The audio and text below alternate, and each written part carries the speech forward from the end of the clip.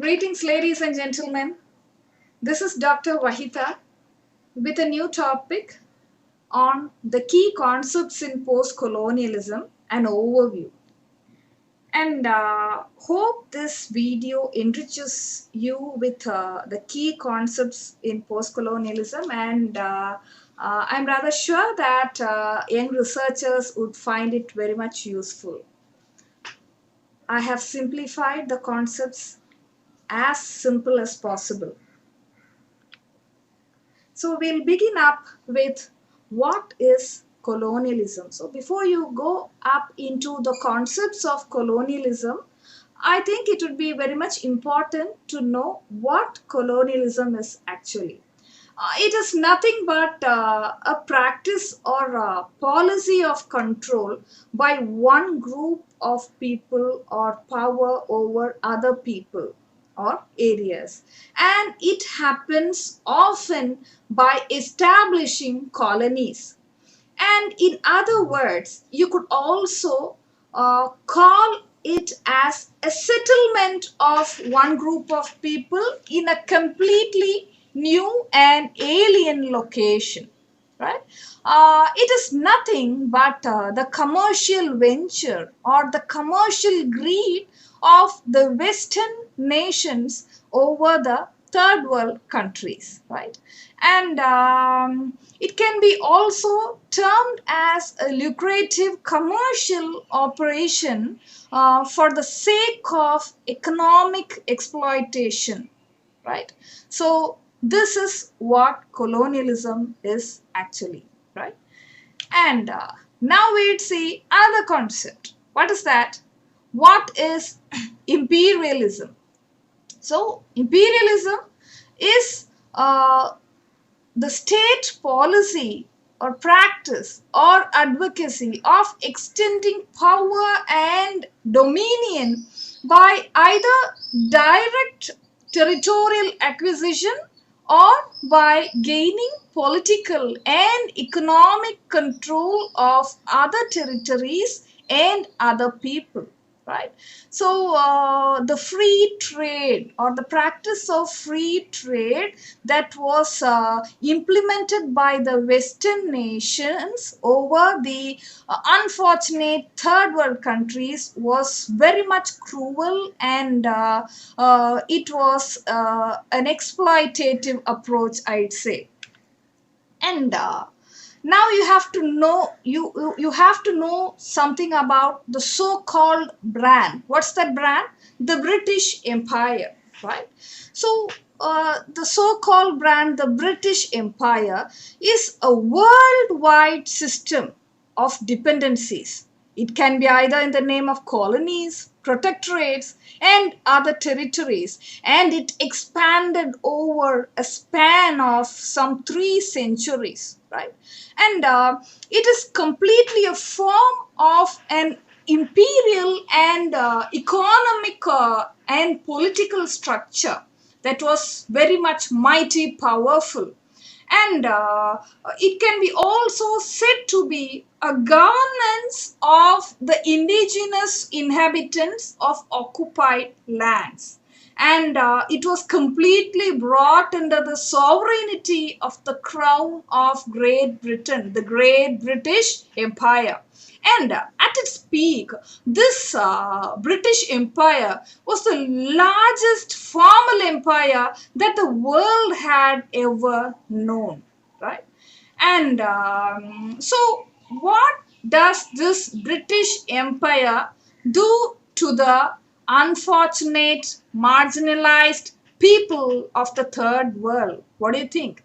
So they succeeded. These so-called people belonging to the British Empire, they succeeded in making the colonized people accept their low rank in the colonial order of things. So they succeeded in making the people of the third world realize that, oh, they were black, so they can be of a low rank. So they don't have good civilization. That was the stand of the British Empire. So they very effectively found ways of disempowering people, or in other words, you could say that the cultural values of the colonized were deemed as lacking in value, or in other words, they were called to be uncivilized. So this is the very first or effective step that the British Empire succeeded in. So I have taken source from Beginning Postcolonialism, written by John McLeod. Okay, so now colonizing the mind. So for this, for colonizing the mind, the empire never needed a military or physical force. Of course, to colonize the land, they needed the military force and physical force and other stuffs. But to colonize the mind, it was too simple for the British Empire. They made the colonized people see themselves in a very particular low way. So they were taught to look negative upon their own people, their culture, and themselves, right? So these colonized people were taught in a particular way that they themselves began to think inferior about their own race and culture.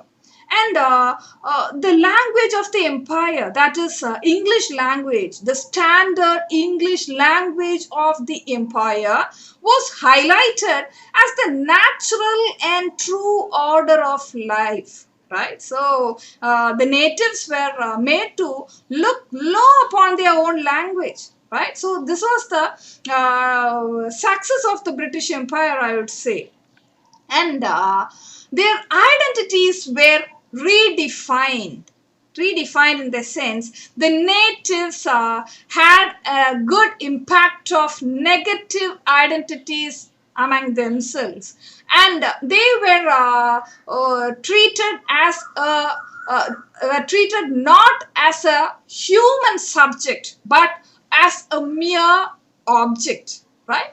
And then these so-called natives who had a very good civilization and language and culture were made to believe that they were inferior, and they were made to believe that they were less than fully human. So this is a mass violence that was inflicted among the natives. Right? What is that? The revision of their own identity, their superior identity was revised. Yeah. In other words, their minds were also decolonized with new inferior thoughts. So the colonized felt abbreviated, violated, and imprisoned in revised identities, and they were all in chains. Right? So, a colonized mind is really a dangerous mind, isn't that? And just read this. I contend that we are the finest race in the world, and that the more of the world we inhabit, the better it is for the human race. So this is the mantra of the British Empire. See, wherever we occupy, so whichever land we colonize, it is for the betterment of the human race. Yeah, it's not for the sake of our selfish needs, but we do this. We colonize the lands, we colonize the minds just for the sake of the human race. So this is what they give back. So this is the view of the British Empire, right?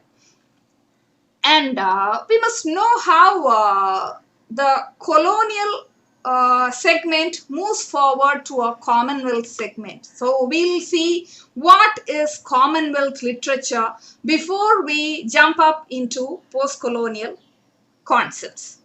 So Commonwealth literature is the literature of the Third World, and it emerged from the colonized countries, and it obviously brought to limelight the writings of the Third World. And something it does is, this Commonwealth literature, it recognizes the important cultural differences between writers from divergent locations from the third world. But there's a problem, right? So everything is okay. It brings up the writings of the third world. It brings up the differences, cultural differences between writers from different locations of the third world. Fine, that is okay. But another thing is that pricks us is, it is judged by the same criteria in relation to English literature as they were written in English. Why is the English here completely capitalized? Yes, because it refers to the standard English. So the judging criteria is the problem here. It was actually judged by the same criteria, right, for both the works written by the writers using the standard English as well as the people who belong to the third world country. So there was some kind of discussing thing there. And the writers found that the Commonwealth was under threat. So the reason is, the historical and cultural influences of each and every writer who differed across time and space is entirely different. So a writer from Sri Lanka will be having an entirely different history and struggle and cultural differences, and it is completely different from that of the European nations. So how can both be termed equal? So the judgment criteria must be altered. Yeah. So here, how can the same evaluation be accountable? So how can both these be done under the same judgment criteria? So can the literary value of age-old English classics and writings from colonized countries be the same? Obviously not, right? So there is a kind of an imbalance here, right? So the literary value of age-old English classics is entirely different. It can never be in any way be equal to the writings from the colonized countries. So the same criteria or the same judgment criteria is not fair. So what happened? The empire strikes back, or the empire writes back. So now writing back to the center became a very active process, right? So they actively engaged in questioning the colonial discourses in their work. So the nomenclature of Commonwealth was dropped. Yeah, we no more need your Commonwealth literature. We can find our own way because our English is different from yours. Our writings can never be equated with your age-old English classics. So let's rechristen our writings or literature to post-colonial literature. So this is how the empire started writing back to the center.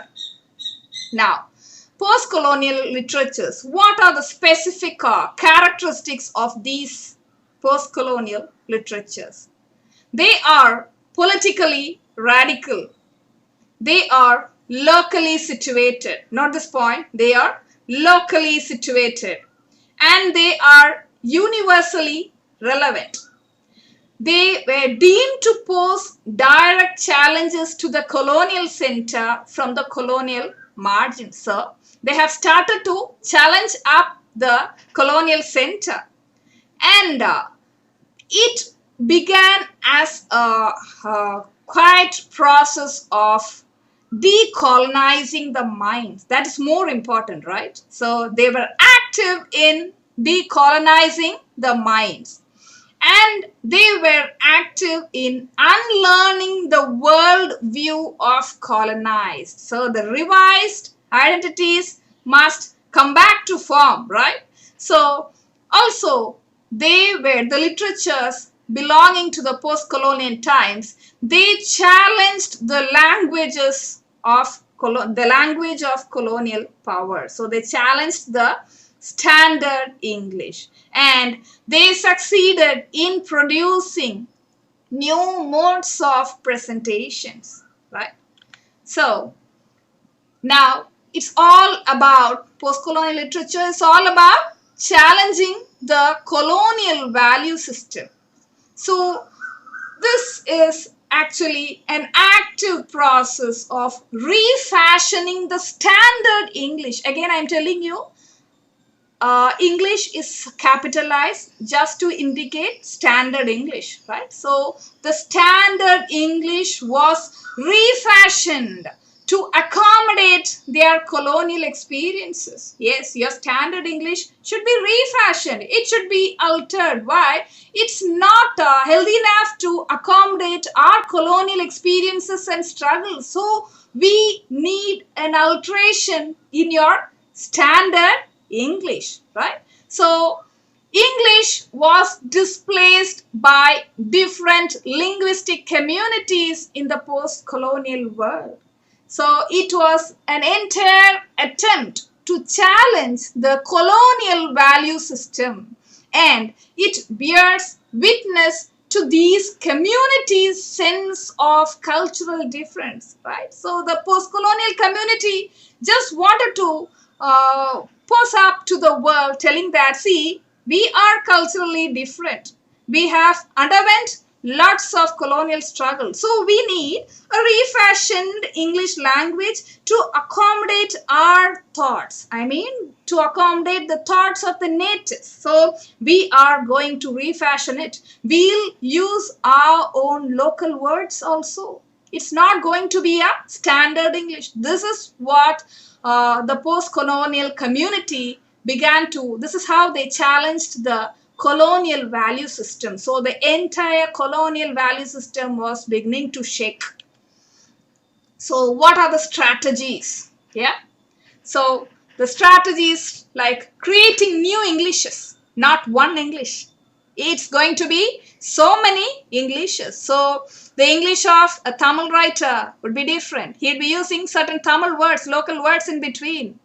The English of a writer, a post-colonial writer from another community, he'd be using his own languages. Language words would be there. Local words would be entered in between. So no one can question that. So inserting untranslatable words into the text without giving the meaning itself. And this is how they are challenging the entire empire. And refusing to follow standard English syntax. So the classical English language or the standard English language has its own standard English syntax. So these people or these post-colonial writers, they completely refuse to follow the standard English syntax and incorporating creolized versions of English into the text. So what do you mean by creolized versions? Mixture of English and the other local languages. So they started incorporating or inducing creolized versions of English into the text and subverting and refashioning or modifying the standard English into new forms of Englishes. See, we don't want your standard English. We just need these local Englishes. So this was a new form of challenge or strategy, I would say, and discarding the colonialist values housed by standard English. So standard English housed its own colonialistic values, standard British values. They were discarded. Yes, we don't want your values. We don't want your culture. Let your classical values and culture be with you. We don't want that. We just take the language. Yeah, we may use creolized versions of our own language. We may use our native words also. Who cares? So we just don't want your value system, but we will use your own language according to our needs. And the new Englishes. So this so-called new Englishes ultimately differed from the language of the colonial center. there was actually an unbridgeable gap between the new Englishes and the standard English.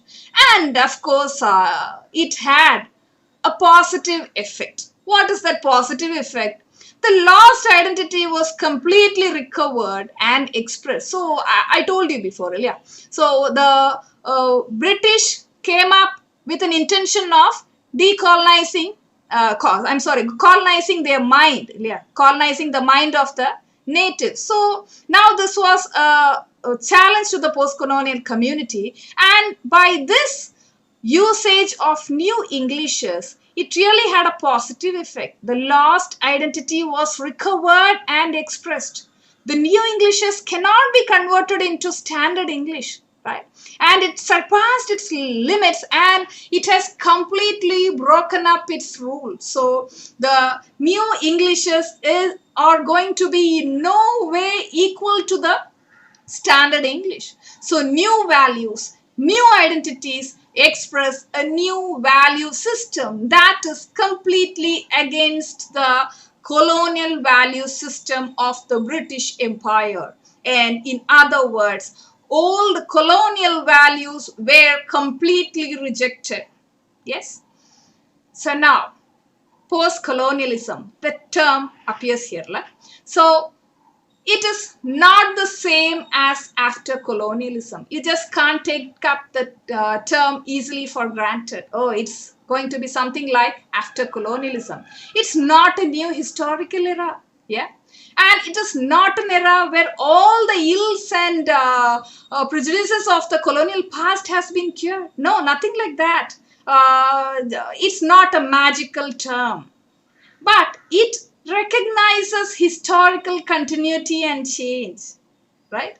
And it asserts the promise, it asserts the possibility, though it can't be a new historical era, though it can't cure up all the colonial illness, it can somehow assert a kind of a promise or a possibility of the continuing necessity of change, a continuing necessity of decolonizing your mind. So the British now they have colonized your mind as well. Now it's time to decolonize your mind, and it's not going to be a magic. It's not going to be an entire new era, but it can offer us a promise of a new dawn. So what are the post-colonial texts? So these are texts produced by writers from countries with a history of colonialism, and the texts produced by writers who have migrated from countries with a history of colonialism. So I want to mention here this. With the history of colonialism, transnationalism became possible, and lots of diasporic communities were formed in and around the world. So writers who migrated from their native countries, they actually began writing their own colonial experiences or their new experiences in the alien land. So it depends not only on the writers who with a history of colonialism, but it also indicates texts produced by writers who have migrated from countries with a history of colonialism, or they may have descended from migrant families with lots of diasporic experiences and its natural consequences. So rereading texts produced during colonialism, or in other words, the experiences of the empire, were also written, and these also accommodate the post-colonial texts. So there are certain concepts given here, lots of concepts that underpin the term post-colonialism. The first one is Orientalism.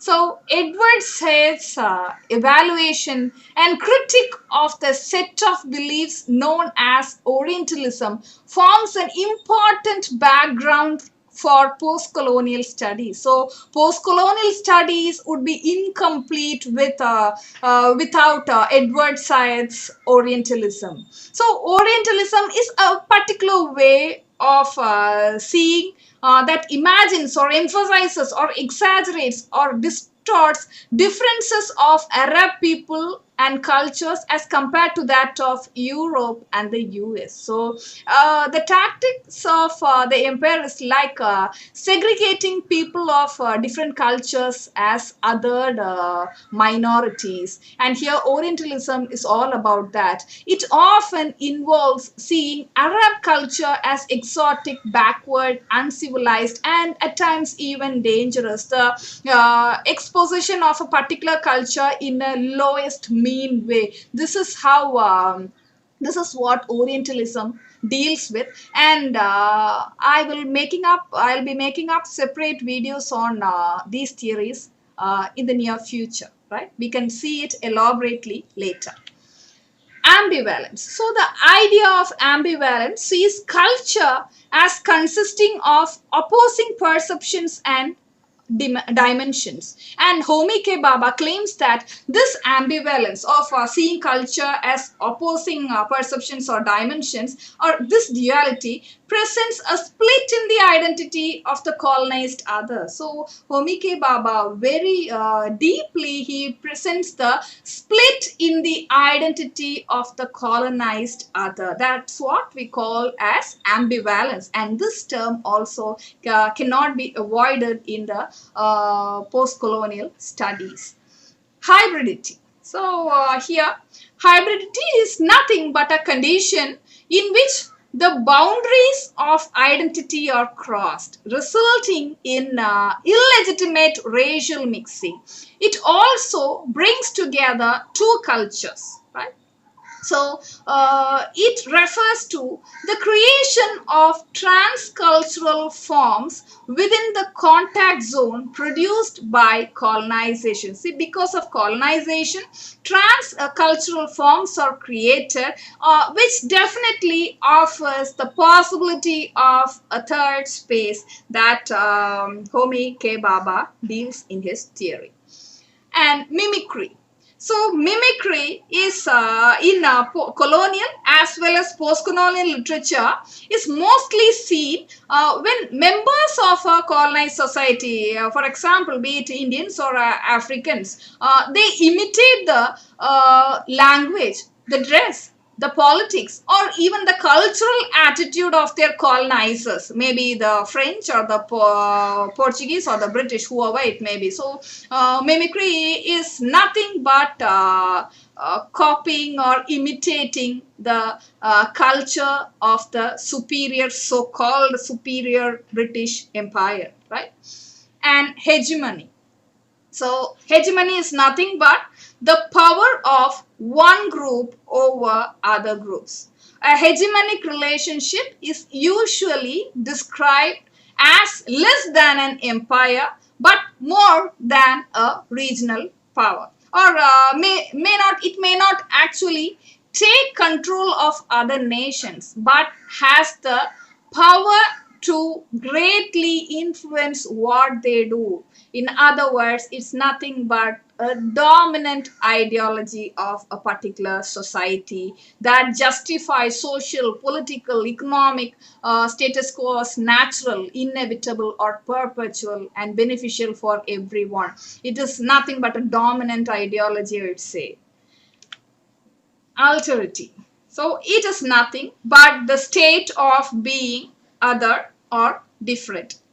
And the political, cultural, linguistic, or religious otherness, and the study of the ways in which one group makes themselves different from others. It's nothing but objectifying the inferior races or the subordinates, a kind of a biased discrimination, dehumanizing them and treating them as mere objects and not as subjects, and certain kinds of stereotypic racism, narrow-mindedness, whatever it is. You can look up into the picture. There are lots of terms here, right? So all these, constitute alterity. Subaltern, right? You know this, yeah. In postcolonial theory, the term subaltern describes the lowest social classes and the other social groups displaced to the margins of a society, right? They will be low caste people, or the unfortunates. They'll be deemed to the margins of the society, and they will be labeled as other social groups.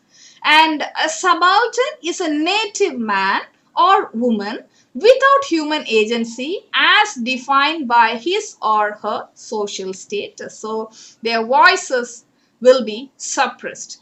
Uh, Again, I'm telling you, all these topics will be discussed in brief in the upcoming videos. Diaspora. So diaspora is simply the displacement of a community or a particular culture into another geographical and cultural region. Certain concepts like collective memory, alienation or isolation, a desire to retire back to the homeland, or a troubled relationship with host society or in the alien countries, a sense of collective identity as a group. All these characteristics constitute diaspora. Transnationalism. What does this concept mean? So it refers to the spread of economic, political and cultural processes beyond national borders, right? So it analyzes how international migrants maintain social, political or economic ties across national borders. And cultural globalization. So what do you mean by cultural globalization? It is nothing but the transmission of ideas, meanings and values around the world. And it also succeeds in extending and intensifying social relationship across boundaries. It is marked by the common conception of cultures, or diffused by the internet, popular culture, media and international travel. So all these concepts I'll elaborate in the upcoming videos. And globalization, this is another term which refers to the development of diverse overlapping fields of global local linkages. So the link between the global and the local. For example, the finest example would be KFC. It can be found up in, it can be seen in European countries as well as in our local places, right? So it is the combination of global and local considerations. You can get anything anywhere, right? Multiculturalism. So multiculturalism is a concept that reflects a debate about how to understand and respond to the challenges associated with cultural diversity based on ethnic, national and religious differences. And on the whole, the term multicultural is often used as a descriptive term to characterize the fact of diversity in a society. What are the theories? So here there is a list of theories. The Empire Writes Back, written by Bill Ashcroft, Gareth Griffiths and Helen Tiffin. Colonialism, Postcolonialism by Ania Lumba. Orientalism by Edward Said. Culture and Imperialism by Edward Said. Location of Culture by Homi K. Bhabha. Nation and Narration by Homi K. Bhabha. Black Skin, White Masks by Frantz Fanon. The Rest of the Earth by Frantz Fanon. Can the Subaltern Speak by Gayatri Chakraborty Spivak. The Imaginary Homelands by Salman Rushdie. Global Ethnoscapes by Arjun Appadurai. So these are a variety of theories you can find in postcolonial studies, and all the theories would be explained in elaborate in the upcoming lectures. Lots of genres are to be included in, and hope you all enjoyed the video, and keep on supporting. If you haven't subscribed it, please subscribe. Thank you.